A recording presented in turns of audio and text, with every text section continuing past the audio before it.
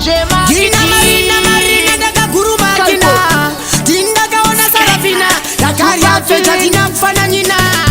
Mangwe woti liri tari Dosunga ngoma nywe na pauti Ezela nufora kanda faisa saundi kwa Gina Marina Muliwe kaiba kuwamba papa urosi pata masiko Anania sisafira banga basiko Gina Marina mkoma danga ndiriko tina mkoma na walasunga na wachirumiko Kufamba papa urosi pata masiko Anania sisafira banga basiko Gina Marina mkoma danga ndiriko tina mkoma na walasunga na wachirumiko Kutamai Maria na Kayafas Simoni Peturo pamwe na Nicodemus Andingara bediri nyerere sa Julius Tinovasi ya vatitason Dimas Ai, dangerous ngoma ya bakangaras Bataiba na venyu vorwara ne tetanus Tinovatikirira pasi sama siripas Gina Marina, akina kutangana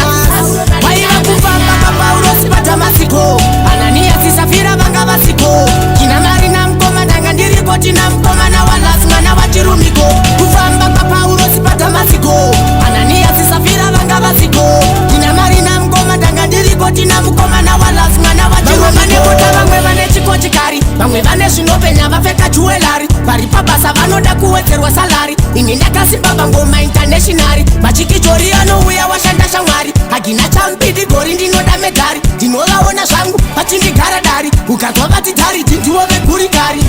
Waiva kufamba papa urosi pata masiko Anania sisafira vanga vasiko Gina Marina mkoma danga ndiriko tina mkoma na walasma na wachirumiko Kufamba papa urosi pata masiko Anania sisafira vanga vasiko Gina Marina mkoma danga ndiriko tina mkoma na walasma na wachirumiko Kutamai Maria na Kayafas Simoni Peturo pamwe na Nicodemus Andingara bediri nyerere sa Julius Tinovasi ya vatitason Dimas Ai, dangerous ngoma ya bakangaras